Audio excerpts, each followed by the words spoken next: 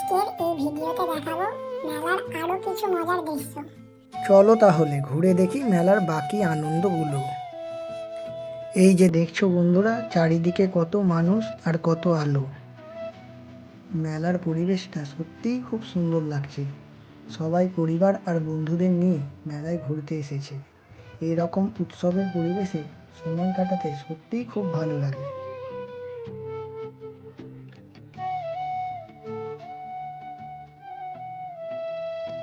এই যে দেখছো, মেলার সবচেয়ে বড় আকর্ষণগুলোর মধ্যে একটা নাগরদোলা। অনেক মানুষ উঠেছে আর উপর থেকে পুরো মেলাটা দেখছে। উপরে গেলে নাকি পুরো মেলার দৃশ্যটা একদম অন্যরকম লাগে। মেলায় এসে নাগরদোলায় না উঠলে যেন মেলার মজাটাই অসম্পূর্ণ থেকে যায়। আর এই দিকে দেখো বন্ধুরা, ছোট ছোট বাচ্চাদের জন্য সুন্দর গাড়ির রাইড আছে। বাচ্চারা কত আনন্দ করে ঘুরছে। তাদের মুখের হাসিটা দেখলেই বোঝা যায় তারা কতটা খুশি। মেলার আসল আনন্দটা অনেক সময় এই ছোট ছোট মুহূর্তের মধ্যেই লুকিয়ে থাকে।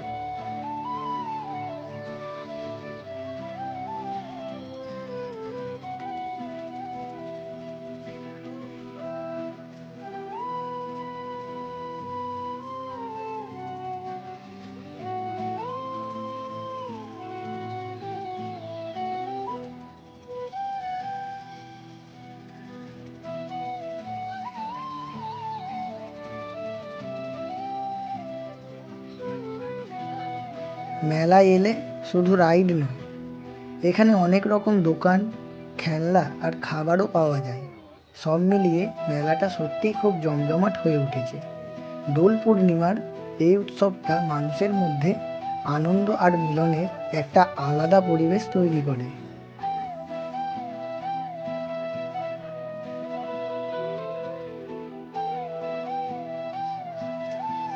মেলার আনন্দের মাঝে হঠাৎই আমরা পৌঁছে গেলাম এই পবিত্র রাধাকান্ত মন্দিরে।